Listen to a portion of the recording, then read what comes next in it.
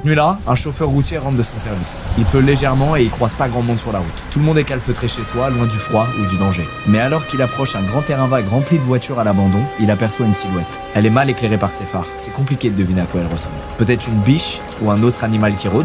Alors il plisse les yeux et réalise que c'est quelque chose de bien plus inquiétant. C'est une femme. Une femme qui court à toute vitesse et qui lui fait des grands gestes. Elle lève les bras le plus haut possible sans pour autant les séparer, comme si elle était attachée. Pris par la peur, le chauffeur accélère à nouveau. Il se demande s'il n'est pas juste en train de tomber dans un piège. Il veut juste rentrer chez lui après une longue journée de boulot, pas se retrouver dans un film d'horreur.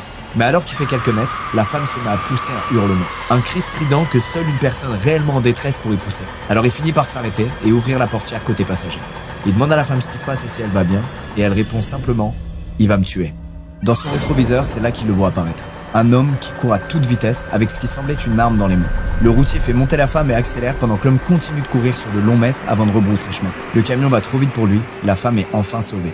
Pendant le trajet, elle n'en dira pas plus. Elle demandera juste à être déposée à un motel le long de la route où elle pourra retrouver des amis. En réalité, elle cherche juste à alerter le proxénète qui veille normalement sur elle. Et même si le conducteur insiste pour la conduire au commissariat, la femme refuse et descend au premier motel. C'est donc seul que le chauffeur ira faire sa déposition pour raconter tout ce qu'il a vu lors de cette nuit qu'il marquera à tout jamais.